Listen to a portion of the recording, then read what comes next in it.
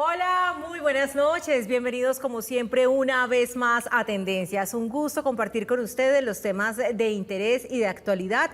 Hoy estaremos hablando acerca del trastorno del espectro autista y bueno, pues para ello como siempre contamos en nuestro set con la compañía de Juan Fernando Jaramillo, nuestro analista que siempre hace presencia y por supuesto invitados de primera línea que nos ayudan a entender mucho más acerca de estos temas. Saludo en primera instancia a Juan. Juan, buenas noches, ¿cómo ha estado usted?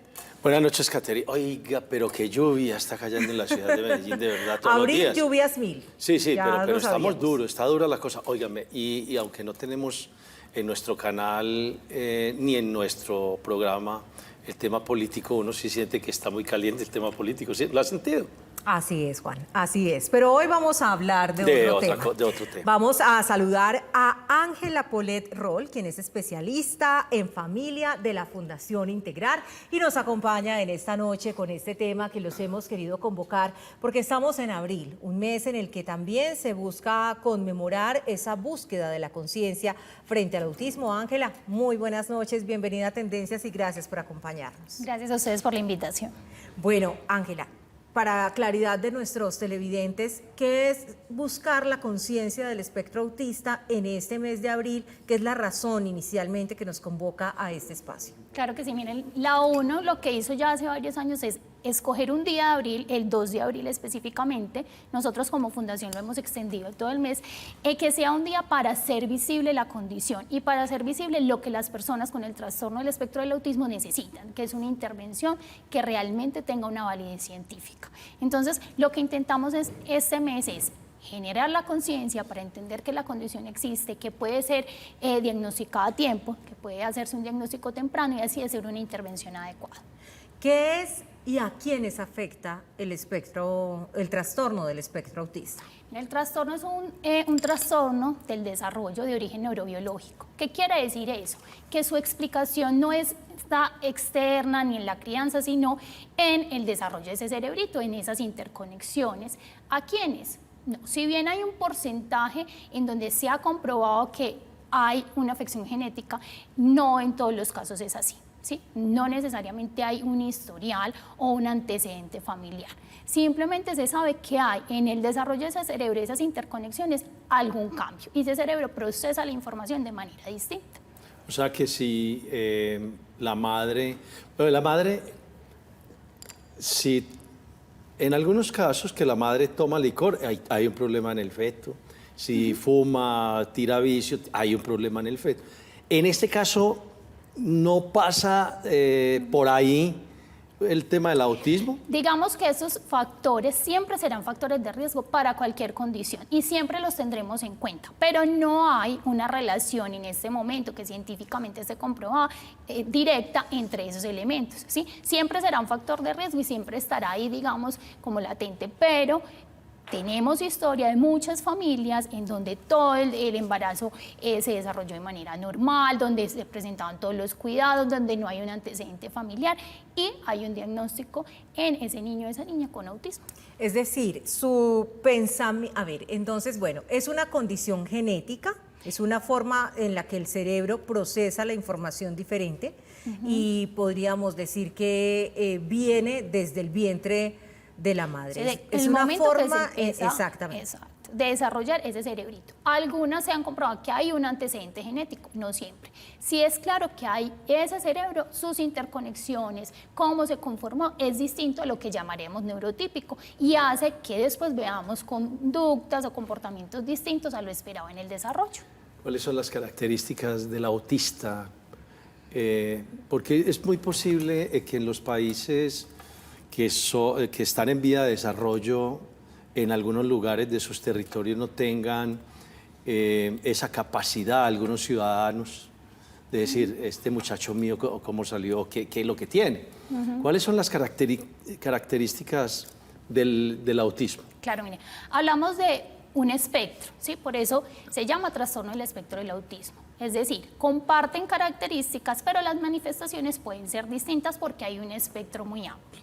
Pero siempre van a haber diferencias en el desarrollo sociocomunicativo y en la flexibilidad cognitiva y de los intereses. Es decir, que son niños o jóvenes personas en donde su desarrollo sociocomunicativo es diferente a lo que uno esperaría. Entonces, ¿qué puede pasar? Que vea al niño, ya sea que más allá de que hable o no hable, su intención comunicativa, su comunicación realmente no es tan fluida, no hay mucha interacción con el otro, posiblemente no hay muchas habilidades para interactuar con niños de su misma edad, los intereses parecen ser, aunque puedan ser de temas que corresponden a esa edad, muy insistentes, o sea, es difícil sacarlos de sus intereses o de la forma en que piensan que deben ser las cosas, ¿sí? Digamos que ya la manifestación cambia, depende del nivel de apoyos que necesite. Entonces hay un mito que es que la persona con autismo no habla. Y no, sí digamos que hay un porcentaje de niños con autismo que pueden demorarse en adquirir ese desarrollo, pues ese lenguaje o que no lo adquieren, pero otro porcentaje muy grande en donde desde pequeños adquieren su lenguaje como cualquier niño pequeño. Pero ¿qué pasa? La falla no está en el lenguaje, sino en la capacidad de comunicar. Cuando yo me comunico es de ida y vuelta, o sea, te presto atención, me interesa lo que me dices y te respondo a eso.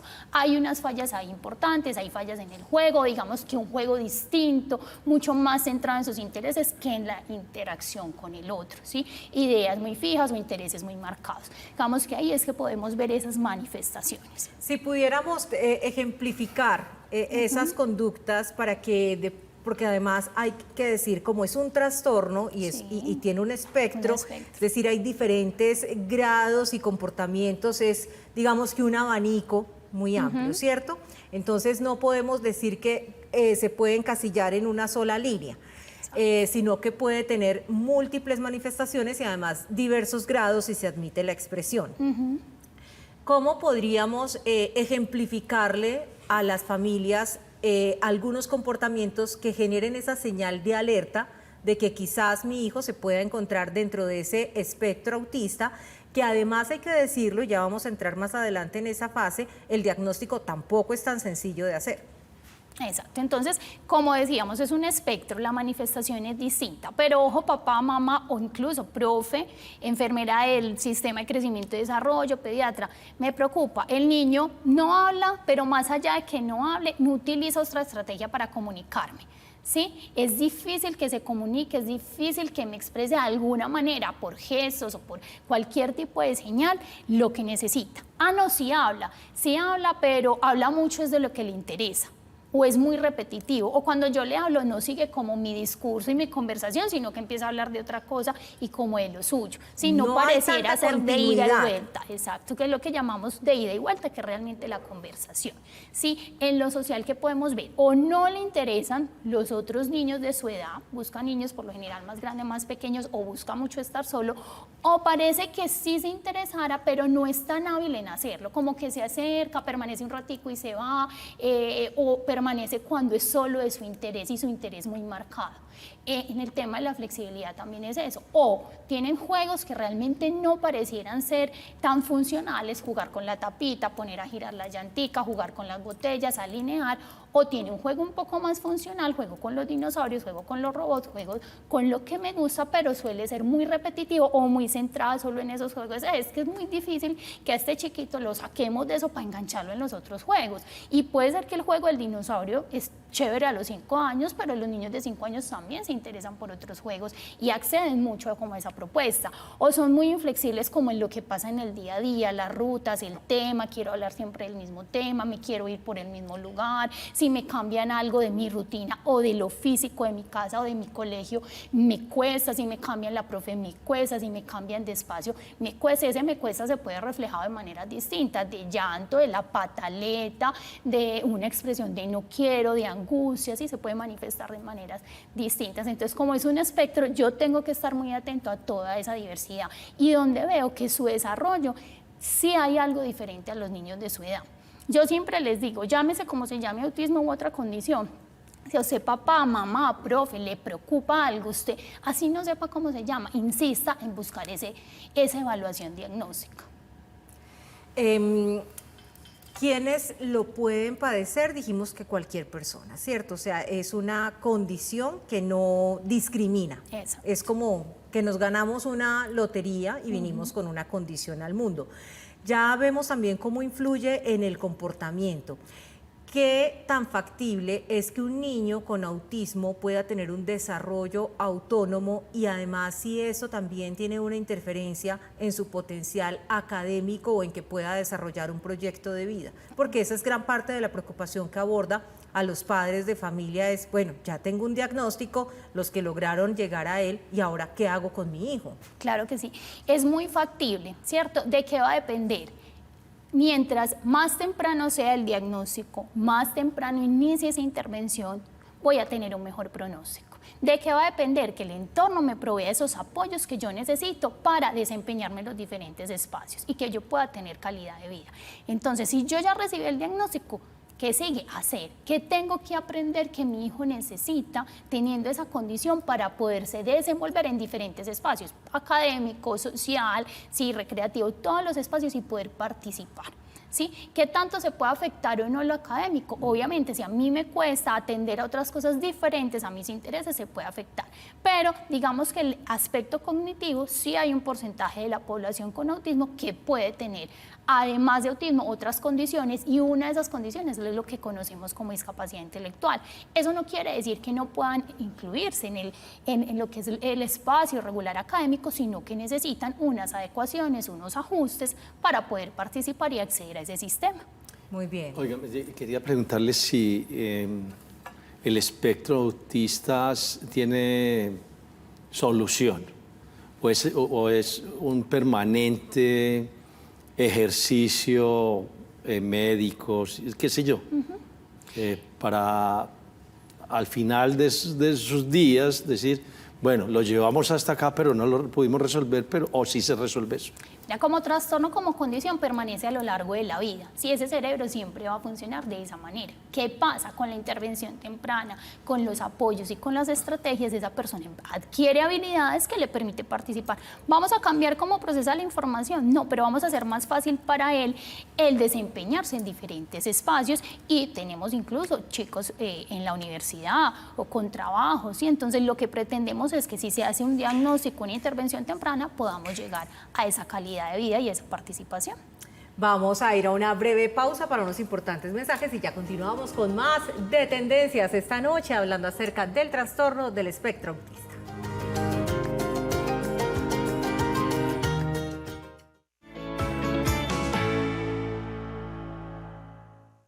Gracias por continuar con nosotros esta noche a través de Tendencias, hoy hablando acerca del trastorno del espectro autista.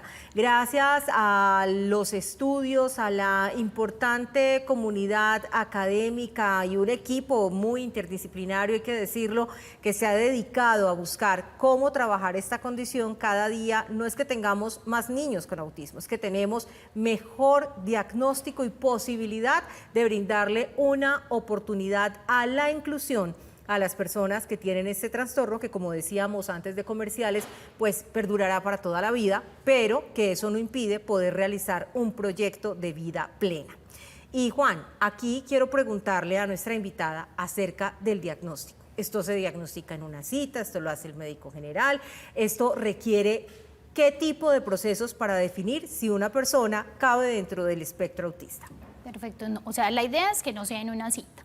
¿Qué pasa? Yo uso esta palabra así coloquial y la voy a usar. Hay niños o personas que llegan con un diagnóstico que uno dice a ojímetro, claro, sí. A ojímetro, o sea, como que me dieron una cita y sí, su hijo tiene autismo, no, venga.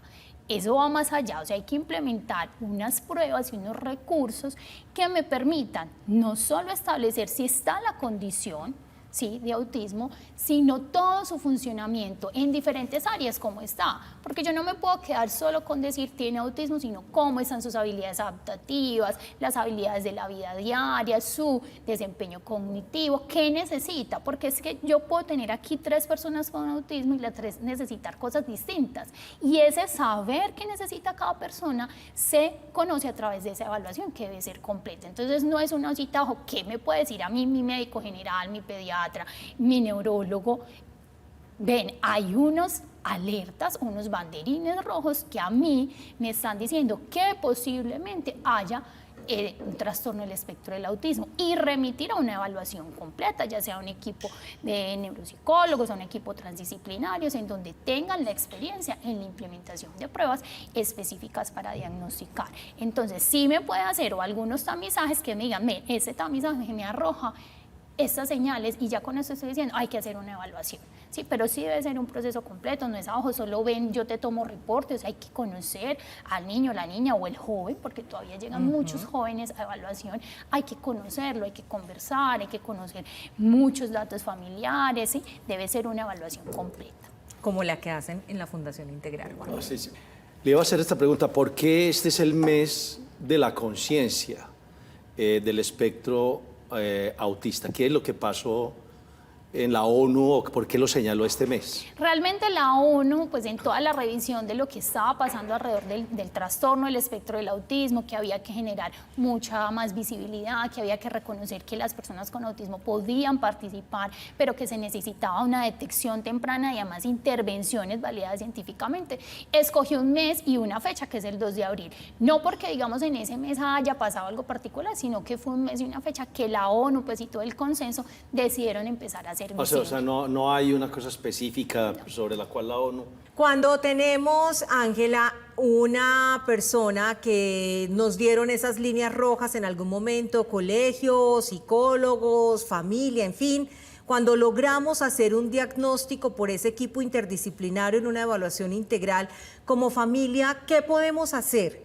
para apoyar la inclusión de nuestro hijo, de nuestro familiar, a los entornos sociales y además también facilitarle la vida dentro de la casa, porque hay cosas que se consideran incluso por miembros de la familia que es parte de los problemas que afrontan las personas con autismo y es mal comportado, es que ese muchacho está mal criado y una cantidad de situaciones que confundimos con una conducta inadecuada y que no entendemos como síntomas de su trastorno del espectro autista. Lo primero es empezarnos a empoderar, ¿sí? ¿Y qué significa empoderarse? Empezar a tener la capacidad el poder de entender. Muchos papás, yo creo que la mayoría cuando reciben el diagnóstico jamás han escuchado ni siquiera la palabra ni ese diagnóstico. Hemos escuchado muchas cosas, pero nunca, ¿y qué es eso? Entonces lo primero es empezar a entender qué significa eso. O sea, entender más allá de ese nombre tan grande, eso qué hace que mi hijo, o sea, cuáles son las conductas que se asocian a ese diagnóstico, cuáles son los apoyos. Entonces mi hijo necesita una rutina organizada, necesita que yo le anticipe los cambios, necesita que yo lo apoye para que se comunique eficientemente, pero yo como adulto, pues, o como papá, mamá, abuelito, entorno educativo, necesito también aprender a comunicarme con él, porque no es solo el ajustarse a mí, sino yo ofrecerle la información como la requiere, ¿sí? Y empezar también a generar esa conciencia que no es solo social, sino es de ese núcleo familiar. Mira, no es malcriadez, es que a él le cuesta entender este tipo de cambios y hay que anticipárselos, ¿sí? O a él le cuesta comunicarse, entonces tiene un dolor y su única forma de expresárnoslo es llorando o lo que vemos como la pataleta, ¿sí? Y empezar a transformar a ese entorno inmediato, en este caso familia, el colegio, incluso la unidad donde vivimos, para que empiecen a entender que las conductas van más allá de la voluntad de esa persona, ¿cierto? Y que vienen a raíz de una condición. Discúlpeme, Caterine, el equipo interdisciplinario del que hablaba Caterine ahorita y usted, ¿cuáles son las personas especialistas que están en ese equipo empujando el desarrollo y nivelando el espectro autista? Claro que sí, mira, desde el 2015 Colombia cuenta con un protocolo, ¿sí? Fue un protocolo que estableció el Ministerio de Salud y de Protección Social para la atención de las personas con el trastorno del espectro del autismo, en donde hablan de lo que implica la evaluación temprana y lo que implica la intervención. Entonces es importante que en este equipo haya profesionales del área de fonoaudiología, de psicología, del área de derecho, ¿cierto? Abogados para orientar también a la familia en la gestión de esos recursos. Importante que hayan personas desde el área familiar como trabajadores sociales, ¿sí? Lo que es psiquiatría, neurología, pues o neurología pediátrica en el caso que sean todavía niños, ¿sí? Todo ese equipo. Puede ser que todo el equipo o en su mayoría, pues, como por ejemplo en la fundación, lo encuentren ahí y ya haya una relación ya médica, ¿cierto? Con la institución prestadora de servicios de salud, que esté el neuropediatra, el psiquiatra, haciendo los chequeos que que necesitan, porque pues no es un asunto que se necesite dar diario, sino que hay que hacer algunos chequeos, hay que vigilar algunos aspectos y se haría pues obviamente en el sistema de salud. Pero debe ser un equipo transdisciplinario que trabaje no de manera aislada, sino de manera conjunta por las necesidades específicas de ese niño, de esa niña, de ese joven y su familia, ¿sí? No es para todas las personas con autismo, sino cada uno, el que necesita, ¿sí? Ella que necesita y su familia que necesita. O sea, es muy personalizado. Juan, usted hizo una pregunta muy importante ahorita y es si se podía curar. Entonces, al entender que es una condición y que permanece con el resto de la vida, no lo podemos tratar como una enfermedad. Pero muchas veces puede también el espectro autista estar acompañado de otros temas, por ejemplo, como la impulsividad, como el déficit de atención, en fin. O problemas de aprendizaje que no son derivados exactamente del espectro autista, y por eso es tan importante que las familias hoy hagan una conciencia. Yo creo que esa es la labor de visibilización, para que entendamos que este no es un tema que solamente dependa de la voluntad de quien tiene el trastorno, sino que depende de apoyos, como bien lo ha dicho Ángela, que se le puedan brindar a la persona para que pueda superar esos obstáculos que se le van presentando por la forma en la que funciona su cerebro, que no la procesa como lo haría una persona neurotípica. Si pudiéramos explicarle en un minutico a nuestros televidentes cuál es la diferencia entre un cerebro neurotípico y uno con autista, ¿cómo podríamos dibujar? Mira, realmente todos los cerebros son distintos, pero si vamos a hacer el símil entre lo que llamamos neurotípico y lo que pasa en el cerebro de la persona con el trastorno, ¿sí? Yo, por ejemplo, soy capaz de prever ciertos cambios. Está como oscuro, va a llover, ¿cierto? Mejor me llevo la sombrilla. Ve, va a pasar eso, mejor hago este cambio. Puede ser que a la persona con autismo, ese es un ejemplo, pueden ser diferentes, le cueste anticipar por sí mismo ese cambio. Ay, ve, ¿cierto? Sino que de pronto ese cambio lo toma como imprevisto y puede generar, digamos, un ajuste ahí en el momento. Es un cerebro que comprende la información de manera mucho más literal, que le cuesta un poco más hacer inferencias, hacer esos análisis, sino que es muy literal. O sea, digamos que para algunos, aunque para algunos es más fácil que para otros, nosotros podemos inferir un mensaje detrás de tu gesto, de tu expresión facial, ¿cierto? De eso que me estás diciendo como una ironía y un sarcasmo, y la persona con autismo le puede costar un poco más entender eso detrás del mensaje. Entonces, ¿sí? Lo que decimos como sarcasmo lo entiende de forma lo puede entender de manera literal. Los chistes, ese tipo de bromas y cosas pueden ser más difíciles de entender, ¿sí? La capacidad, digamos, para conectar con el otro, para seguir esa conversación, porque fácilmente pueden perder el hilo yéndose hacia otro tema, ¿sí? Entonces, digamos que esas son algunas de las diferencias que podemos ver, lo que llamamos pues en lo neurotípico o en el trastorno del espectro del autismo. La ONU nos quedan pocos minutos, ¿cierto? Sí, ya estamos despidiendo prácticamente. La ONU tiene índices de personas con este espectro que puedan ya estar lidiando con el ambiente social cotidiano. Los datos que se tienen, que incluso son de Reino Unido y Estados Unidos, los más veraces, hablan es de qué población. Digamos que 1 de cada 44 niños son los datos de Estados Unidos y 1 de cada 57 es lo que es en Reino Unido. De hecho, Colombia no cuenta con datos, no podemos hablar porque todavía hay muchos subregistros, hay falta de información. Pero es alto. Demasiado alto, ¿cierto? Sí, es alto.